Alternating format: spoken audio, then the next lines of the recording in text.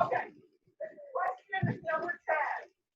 On Wednesday, during Hot Topic, during Hot Topic Sound Off, an audience member named Off, we had on a candy pack. What color was it? It was pink for me.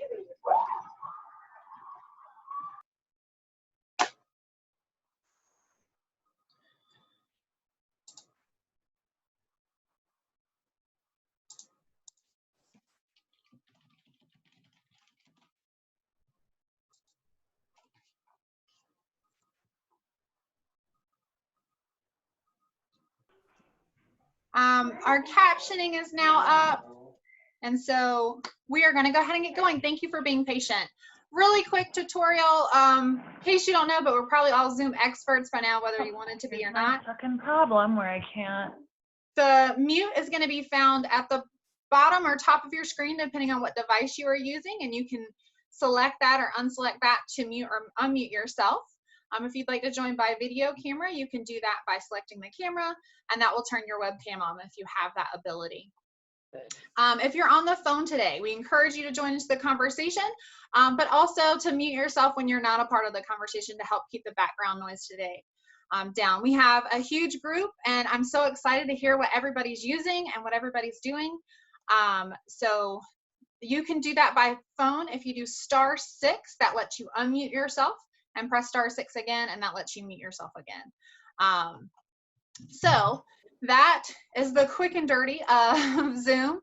If you are in need of closed captioning, that is now available, and that can be found on the menu tab with a CC square. If you select that, you'll see the live captioning happening. Thank you all for being so patient. We are going to go ahead and jump right into it. A couple people have already asked if we're going to be talking about COVID-19 and our new programming and what that looks like.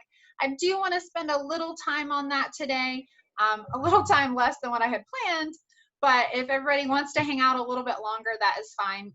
We can try to arrange that. So today, I just want to jump right into it. We're going to be talking about curriculums. If you received the email from me, which means you've already been tied in to our Youth Connect, Coordinator Connect calls previously, you got an attachment from me that lists tons of curriculums, their price, what their skill sets were, and all of those things. So I'm interested. Let's go back into the chat. Does anybody want to start us off? What are you using? What curriculums in your programming are you using now? And now being, we're using it in our programs before we all got shut down. We'll go into shutdown mode in a minute. Hi, this is Chanel from Sensil in Rochester, Minnesota. With our curriculum, we have actually over the years developed a lot of our own curriculum. So we're using all of that and now just working to present it on a virtual platform. So if that's, a lot of screen sharing, making those activities available to our consumers, if it's sending that to them in an email or mailing it out to them directly. So we've been really working on how to take our curriculums and use them on a virtual platform now. I love that. When you said that you're sending it out, is that to access for people that may not have the internet access and able to do it virtually? Yeah, I guess that's one of our first questions when we start is, what are your current resources? So that we can assess that and get them any materials in a manner that fits their needs. Nice. All right. Anybody else want to share what they're doing? I see lots of good stuff in here. This is Stephanie from Louisville, Kentucky. Can I go next? Yeah, go if right anyone doesn't mind. What we do is called the YES program, Young Empowered Self-Advocates. And we go into the classroom and we have a PowerPoint that we make ourselves. And every member on our team has a disability. So the students can't say, you don't know where we're coming from. No, we do, because we live it too. And then after the PowerPoint, we have a group activity. Like our last one before the COVID-19, we had a dice game. And it's like, whatever number you get, there was a situation. Like, say, I want to get my hair cut this color, but my parent says I can't do that. So then we turn it to the students. So what would you do? How would you speak up? And do they like that? Do they find it engaging? Yes, they really like it. And even in our PowerPoint, we have certain slides that have stars on them, so they read what's on the PowerPoint. And even if they can't read, that's an opportunity for them to speak up and say, I want to participate, but I need help. And we're like, oh, well, see, you're already being an advocate. Nice. How have you been able to adapt that in the times now for what we have happening? No, it's been really difficult because we're in so many different schools. We're like in 15 different schools just here in Louisville. Or no, I'm sorry, I'm misspeaking. We're in 12 different schools here in Louisville and 3 in a surrounding county. And it's just when our city shut down, you know, we were only going to be in there another month. So it's been difficult. And our teachers are reporting that a lot of their students aren't doing their work on Google Classroom. So getting that participation from the students at home has been a bit of a challenge. Yeah, I think that's kind of, we hear that a lot. Thank you for sharing that. I like that curriculum though. I'm seeing a lot of stuff in the chat. We have RAMP is in there. And the Smart Money program for budgeting skills, technical writing, career pathways, and soft skills. And they have modified it for Google Classroom platform and with Zoom, in combination with Zoom, to provide instruction for the youth now. How are you? Yeah, go ahead. Add that what I do with my clients is, because our center, I believe the key word in our mission statement is empowerment. So throughout this year before all this COVID stuff, a lot of the activities I was working on with my clients were more activities to get, not just to empower them, but to get them to believe in themselves. So like doing things like positive affirmation, doing things like, okay, you know, you give them a statement of, oh, it's too hard. What can you tell yourself so that you feel you can do it? You know, just things like that to get them to believe in themselves and make them feel good about themselves, so that they feel like when we do the more hands-on activities, it's like, oh, hey, I believe I can do it. I like that. And did you say that that's something that you're able to do still now? At the moment, no, but we've been trying to make do with what we have. And I think everybody's in that same boat. I don't think you're alone on it. Yes. I like that.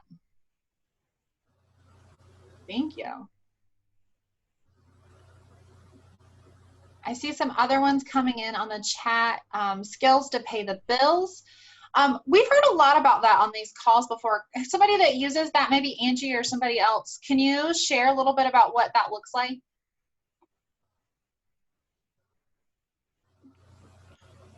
Hi, this is Tyler. I work in Wisconsin. We do quite a bit with skills to pay the bills.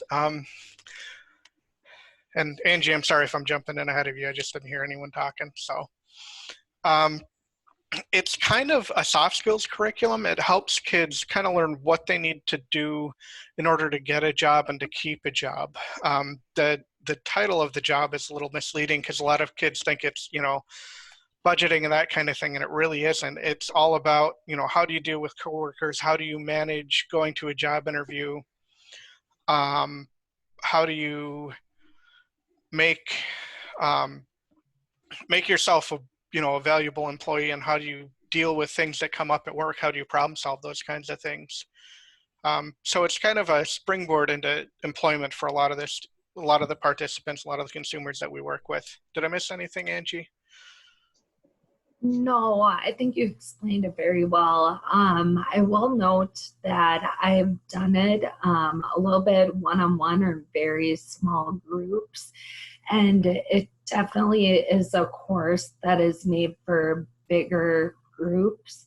So I have not really used it a lot, but yeah, thank you, Tyler. Yeah, I think you did a good job explaining that. Has anybody that's used it, have y'all adapted that at all for virtual learning, or have you been able to use it for this? Because I know it's an online, like there's a link to get to it, so I didn't know if there was a way to use that right now.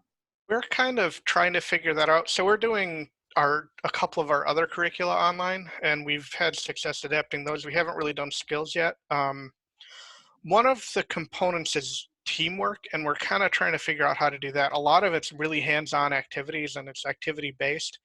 So doing it in a virtual platform is going to take a little bit of reworking, I think.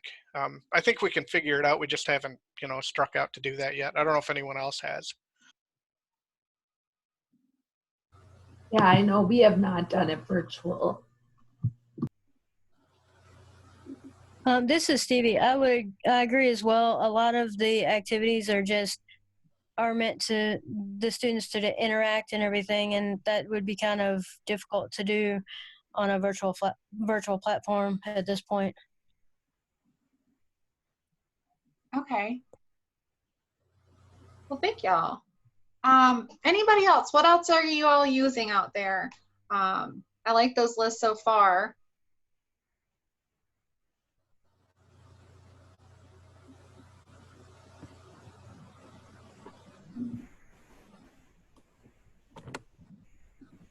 I see somebody trying to talk. Yes. Hi. At Reach of Plano, we're a center on independent living, and I'm part of the youth transition program, and we are doing teleconferences. So we have a teleconference that my office bought, and I give my consumers the number and access code if they RSVP. And if there's any documentation or notes that they can review, I just send that ahead of time in their email, and then we just discuss it on the call. Awesome. So when you say you do those meetings, are you doing them individually or with groups? Groups. Yeah, we have workshops. So we do right now I'm doing a quarantine support group, coping skills workshop, along with next month we'll be interviewing skills. So they're hour and a half workshops, and it just changes by month. Are you finding that people are liking the hour and a half? I've had some conversations with people about how long do we bring these curriculums to people on virtually. Right.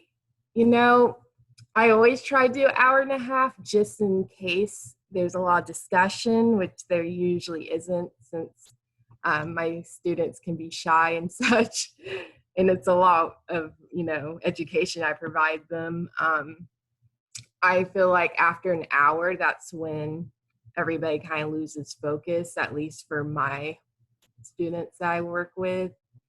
But I just say hour and a half just in case there's, like I said, something that happens where we need that extra time.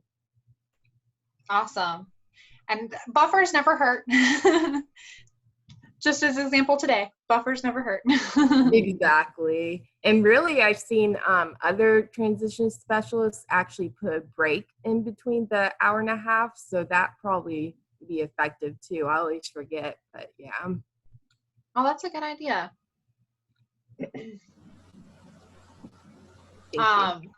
I see a lot of people using stuff that they've created. I love that. I like that we can pick and choose different curriculums and stuff to build off of. I see the LOL Academy or Live Out Loud Academy. That's a curriculum that Karen's teaching in 6 schools in Eastern Kentucky. Awesome. And then 411 on disability disclosure. See Project STIR. Jill, I don't know if you have the ability, can you share a little bit about that Project STIR? I've heard something about it, but I don't know if it's gotten as much recognition there.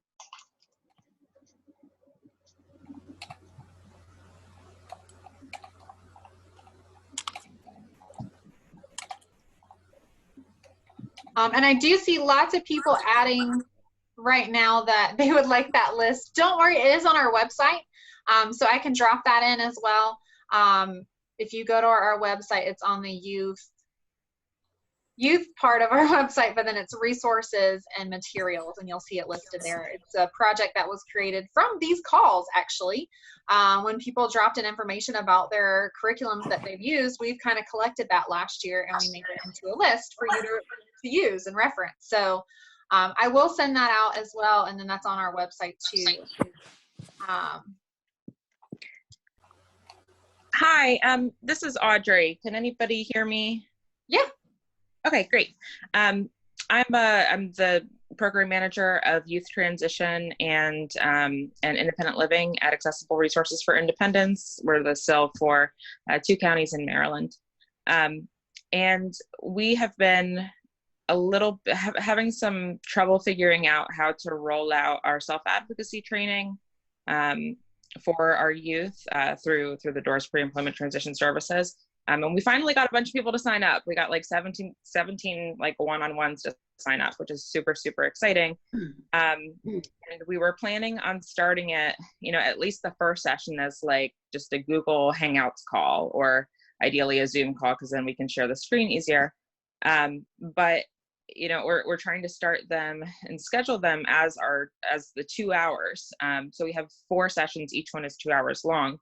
And I'm feeling a little anxious about the prospect of trying to get a youth or young adult to commit to a 2-hour video chat, because it seems like a lot to ask. Now, when we do it in person, we always have breaks.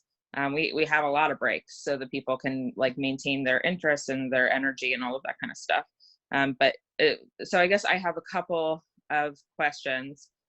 First, like, how are people putting breaks in place and getting people to like stay tuned in and not like, after that 10-minute break or whatever, not be able to get in touch with those people anymore and continue that conversation. And 2, if you have tried to schedule things at like an hour and a half, 2 hours, what has been the kind of response that you've gotten from the youth or the parents? And have you found it easier to get people to commit to something that's less time, even if during that first conversation you say, well, we can shorten it if 2 hours doesn't work out? Does that make sense? That's a lot of questions. Yeah, no, I think I got them. I guess, does anybody have any feedback? You're all the ones that are running all these programs and reaching the youth. I'm finding that the kids I'm working with online, after about an hour, they start to fade. They kind of like it. I mean, I think it depends on the age and what their disabilities are, but most of the kids I'm working with, we hit that hour mark and they're pretty much done. It's been too much for them. Okay. When you have tried to schedule these things, and have you said, oh, we're going to do it for an hour, or have you tried to schedule it for longer? We started, so originally we were going to do these classes in person for spring break, and our classes all run 90 minutes. Part of that's a billing thing. It just makes it easier for us so that so people always know what what our timing is going to be. But we kind of workshopped after we realized we couldn't do them when we were going to, and we kind of thought about what we've experienced in the classroom and sort of said, you know what, let's bring it back an hour. So originally they thought it was an hour and a half, and then we sent out an email later and said, we're going to do it online and we're cutting it to an hour. And we're going to increase the number of sessions we have, but you don't have to be there as long. And that seemed to be pretty good with all of them. Okay, great. That's good to know. Yeah, I just wanted to second what he said, in the sense that it's hard, when you're dealing with people with various levels of intellectual disability and also various levels on the autism spectrum. Right. I realized you can't just drill them for 90 minutes. So what I did is we have days at our center will have a life skills workshop, and then we also do a money management class. What I found that worked very effectively was we would go for 50 minutes on the life skills, do about a 20-minute walk, because the layout of where our center is located, we have essentially we're in this big giant lot, and our center's in the middle, and the parking lot runs around the center, makes like a big square. So we'll do laps around the building to, have them. That's a great idea. That's a phenomenal idea. And then from 11:10 to about noon is money management. Okay. So we do that in terms of spreading out. So each class is about 50 minutes. And then the 20-minute break in between to walk, stretch, get some fresh air. If it's raining, I'll transition and we'll do stretching in between each class just to loosen them up. Okay. Have you tried to translate that kind of format to online? No, not. Okay. I think that, I imagine that you could probably, I want to incorporate some of those ideas. I think that getting a little body break is a really good idea. So thank you. Yeah, and we kind of do the same thing. And what we're doing right now online, just because you asked about translating it, is we've actually given them a 2-hour break between our two classes. So most of the kids are in our morning class and our afternoon class. We meet 10 to 11, and then they have 2 hours, and they meet from 1 to 2. And I think it's working out okay. Jury's still out a little bit because we just started doing it. Okay. But it seems to be working out for them. They have enough time to get lunch and get away from us for a couple of minutes and do their own thing, which seems to be really important for most of the kids. Okay, neat. Okay. It's always hard for me to get people to come. So and the most I can get out of school is 45 minutes, So it's hard to get an hour, 2 hours, because I have to do what the school gives me. But at the same time, the school, when I can get in there, is a captive audience. So yes. I can actually get people to listen. Yeah. So I this is my last question. I don't want to dominate the conversation, but so you said that you are doing this in the schools. I don't know if that's part of the doors, but we have not been able to get into. We haven't been able to get permission to go into the schools. We've done it a couple times, like below the radar, but we haven't been able to get flat out permission to go into the schools because they say that that's taking away from the school day. So how are you able to do that? Well, so developing a relationship with schools is an ongoing process. So, I've been doing this for 10 years now, and it took me probably 2 years to really develop relationships with teachers. Yeah. You need to keep in mind this, at least for me in my county, every school is different. Every teacher is different. So I can have a teacher who will have me in there every week. And I can have a teacher who says no way, period. So every school is different, every teacher is different. It's just an issue of taking time to develop relationships and contacts with teachers. And I could go for 2 school years and I hear from a teacher, and then 2 years later, I hear from one teacher, come on in. After 2 years of nothing, and all of a sudden she's like, come on in. So it's not hit and miss, Sometimes you hear them at the right time. Sometimes I can reach out and be in the school year and get nothing. I can be talking again after Christmas and get two or three hits. Can I jump in on that? It really varies among the school districts and the teachers, and how open they are to doing this, and what their schedule is. Okay, thank you. Can I add something to that? What we did with our program was we did it as a pilot program just for 2 schools. We had to really work, like was said before, and build those relationships. But just say, we'll come in and we'll do it for free. You know, when people hear the word free, no money, they're more inclined to listen. So we just started out with 2 schools. And then the next year we had 7.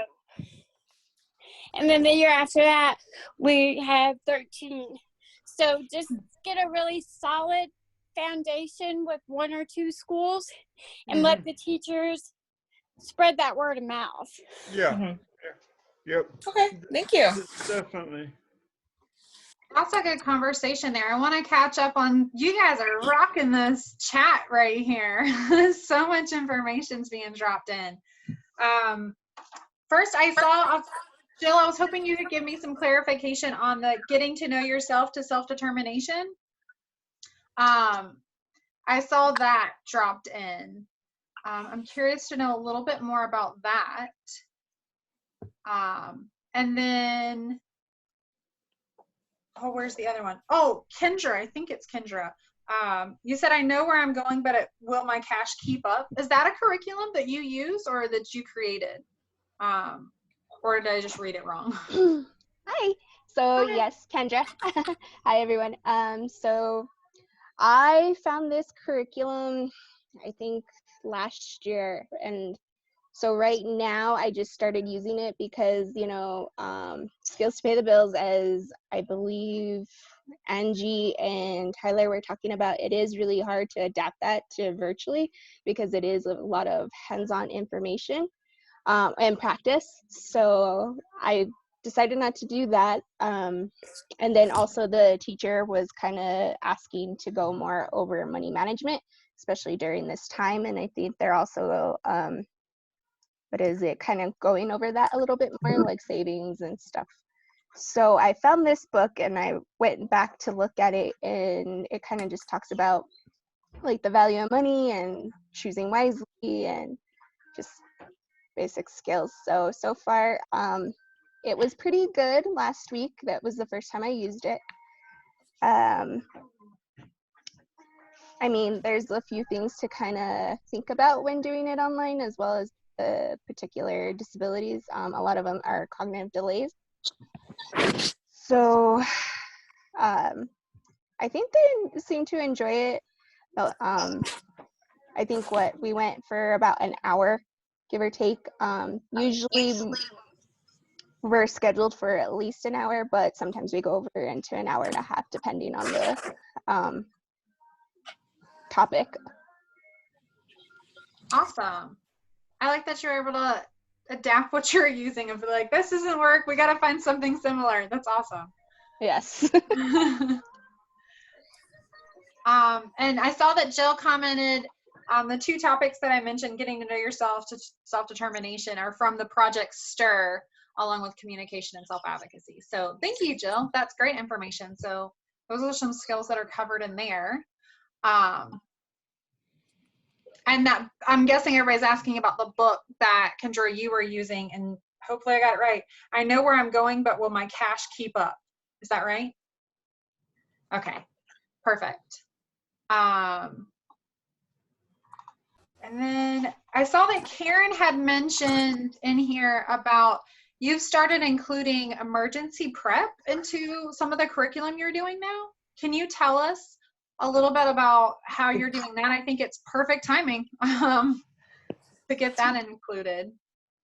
Yes. I have actually started this pre-COVID-19, and I also get, I'm in 6 schools right now. We get people from like the disaster and emergency services to come in. I get people to come in, teach my students CPR and first aid.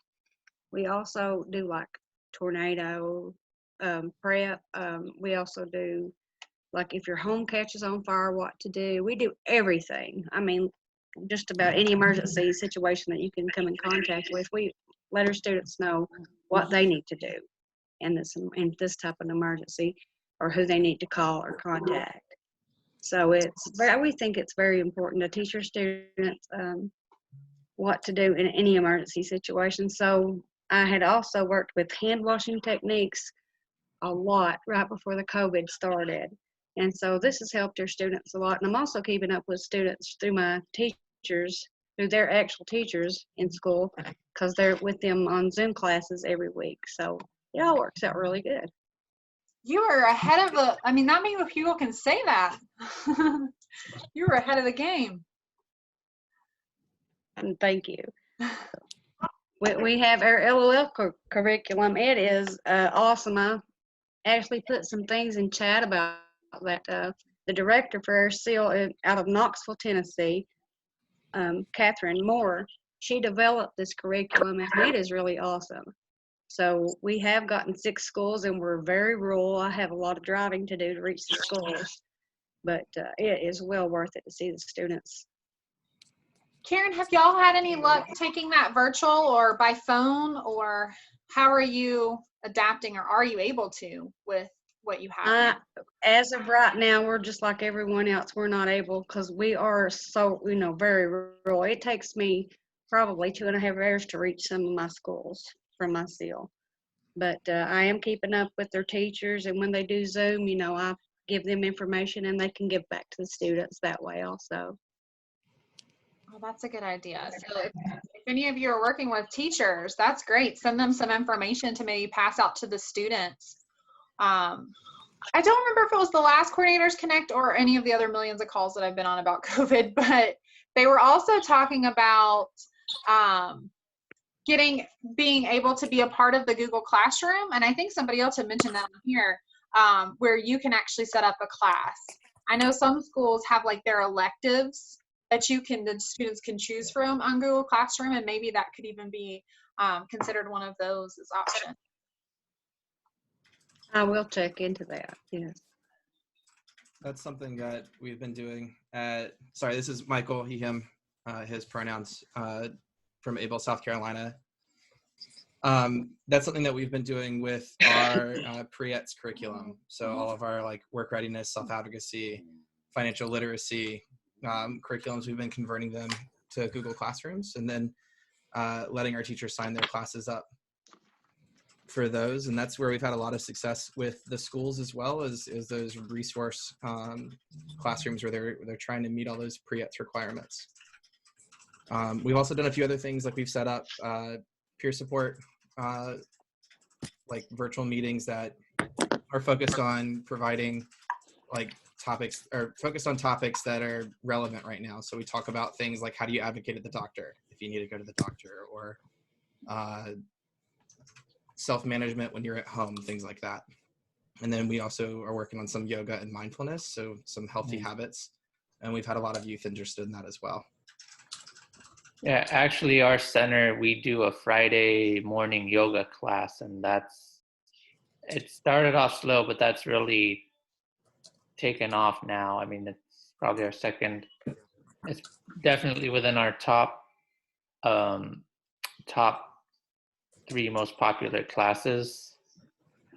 Along with that, what we do, and the reason why, at least for us, we're seeing a lot of decline in what we're doing with our clients, is because we get people who bring in clients from various programs, and we register them so they can use our computers, because for some of them, because of their level of intellectual disability or level where they are on the autism spectrum, their coaches can't necessarily take them to a library because they'll have outbursts, and libraries are usually meant to be quiet.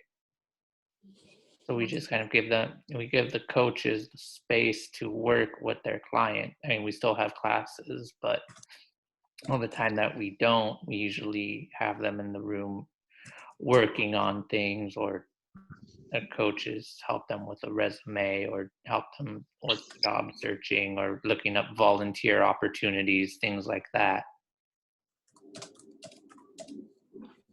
And so it sounds like yoga and some of those things have been good breaks for both of y'all then. It sounds like that's one of the classes that people are liking online. Is that what you're finding, is some of those engaging things?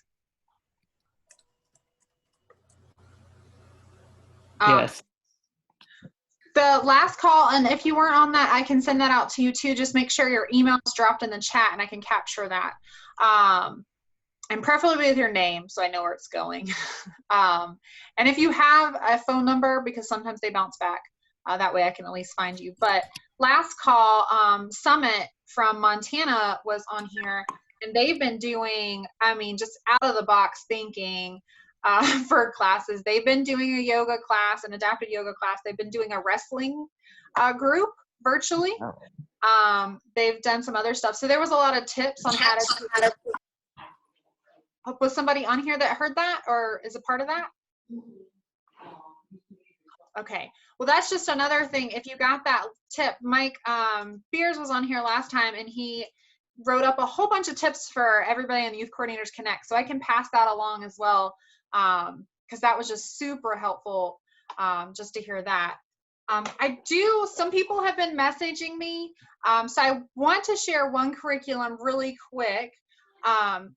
This is through the RTC in Montana right now. It is the one of the many community living skills that curriculum that is going out right now. You might have seen that email float around. I just wanted to share with you so you could actually see it. So many people are asking me about it.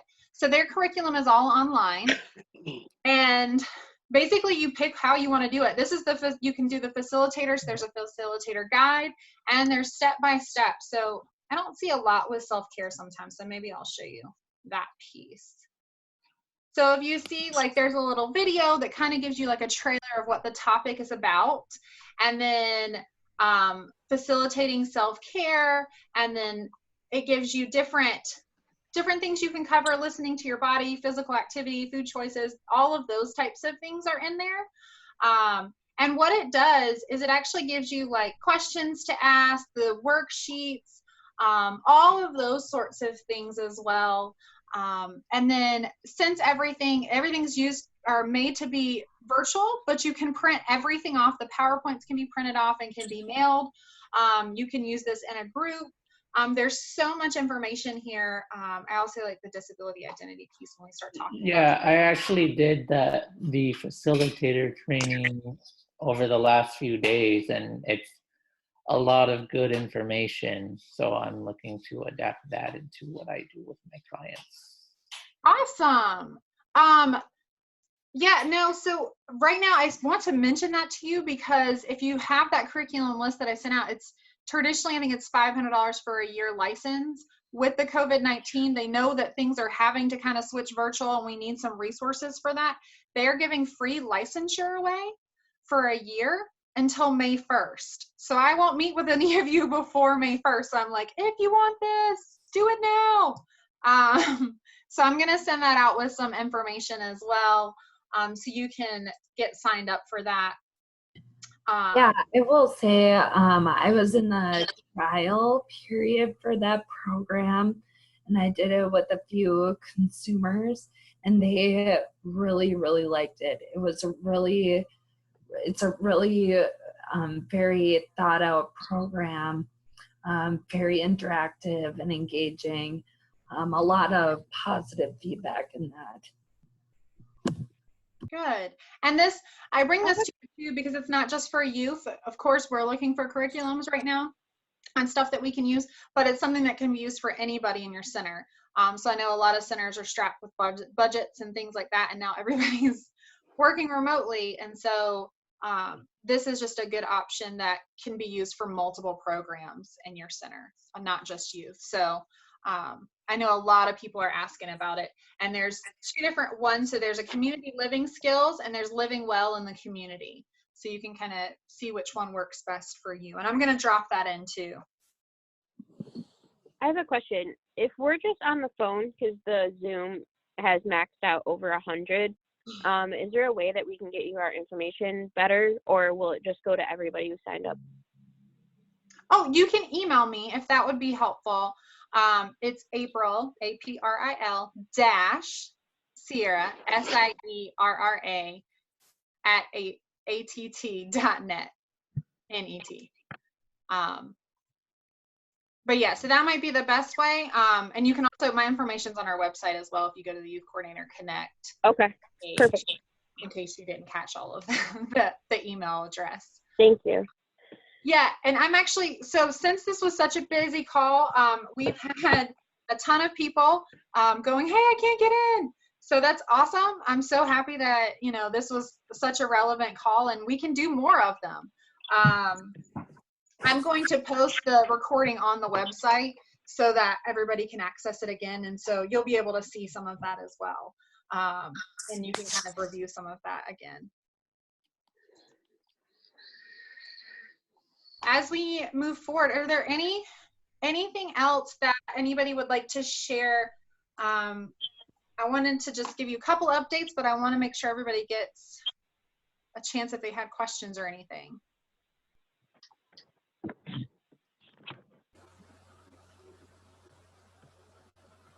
Okay, while you're thinking about that, I wanted just to bring, yeah, you're over here. I wanted to bring your attention to what you can expect going forward. So some people are asking me, hey, is this going to continue? Or are we going to continue having conversations? So all these topics were actually already selected before COVID-19 decided to take over our world. But what we're kind of doing now is seeing how we can have that conversation around these topics and how we can also adapt them. So hopefully that was helpful today, that you felt like these are good. Maybe I'll put these on the back burner for things to get later, but right now this seems like a good one to go with potentially. And that's what I'm hoping, is that you can pull some stuff to use right now, since we're in such a different place and we don't know how long we're going to be here. So this is the calendar for the upcoming sessions, and so in 2 weeks, you'll see May 5th is Youth Leadership Forums. We're going to be talking about that because there's a lot of questions about what a youth leadership forum is, but we're going to expand that conversation a bit to summer programming. What does summer programming look like in your center? What is it going to look like this summer?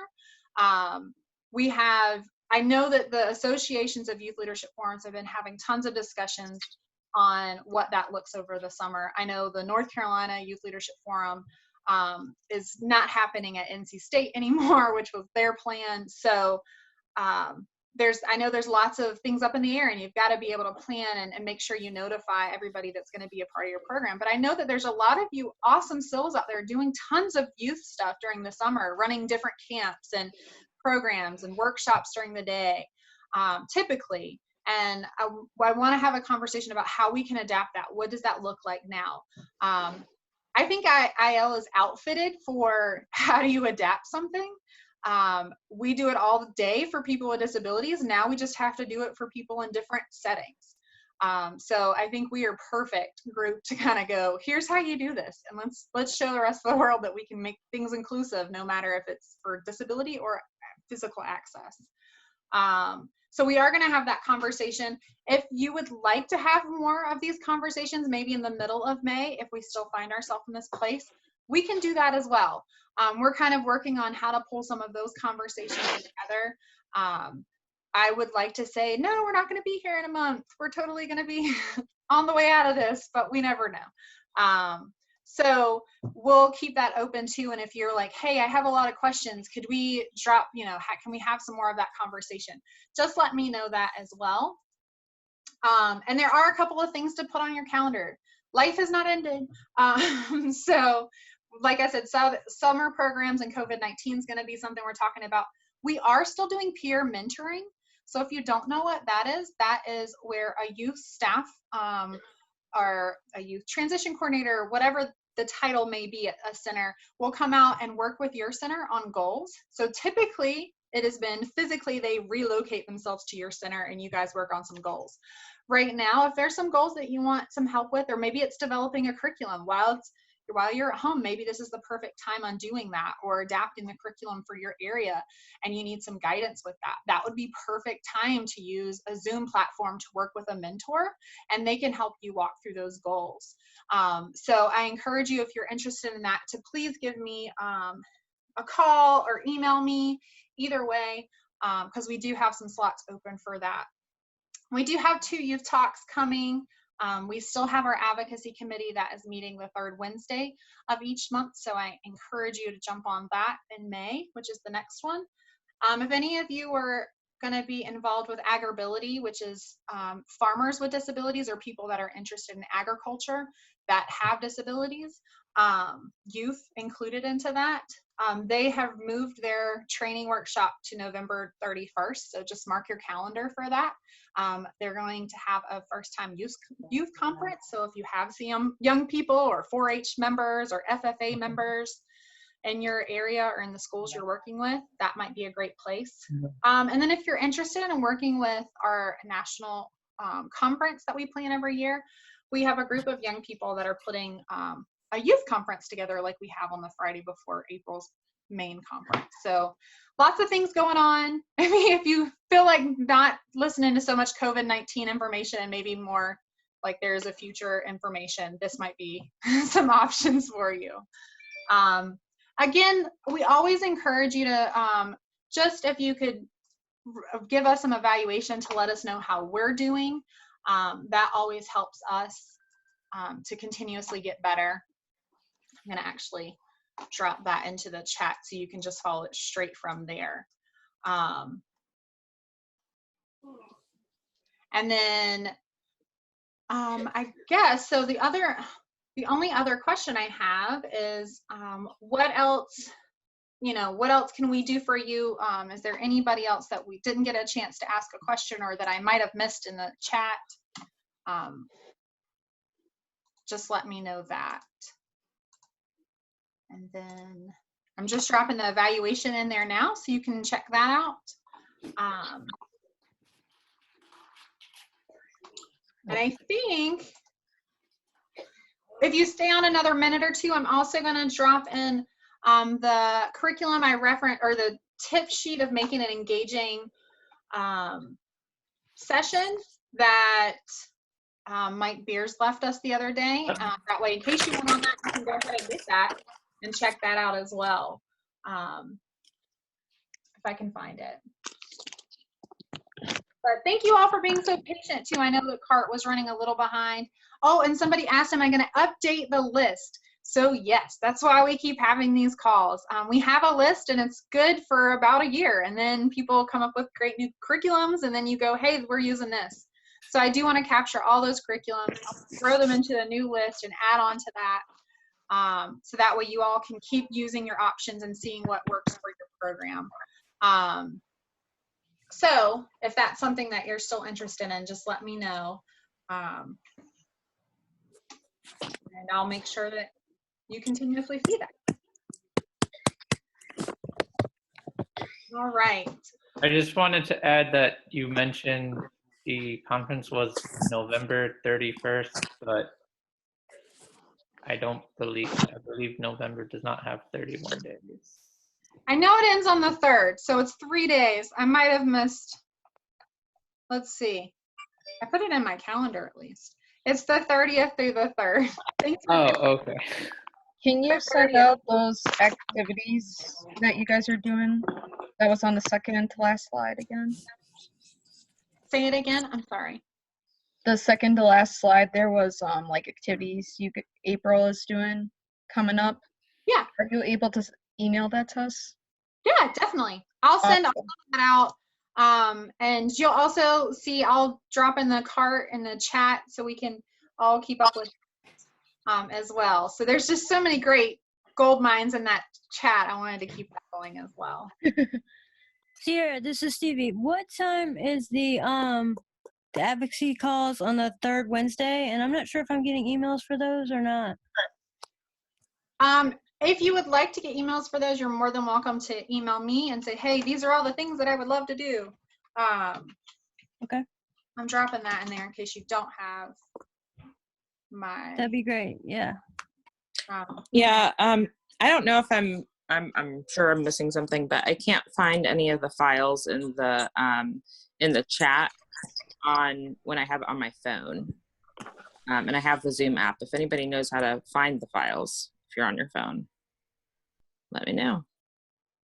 I think you can go straight to the document that was loaded and then hit download from there, I believe.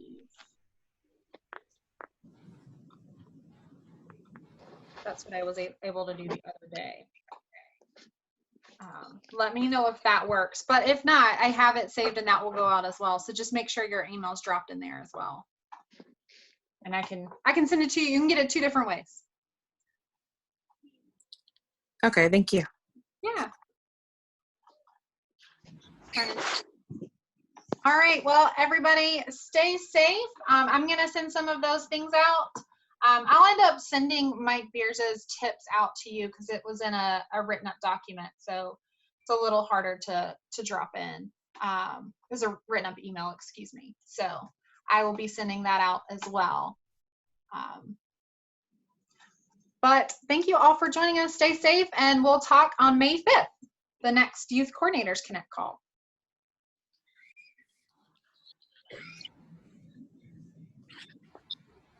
The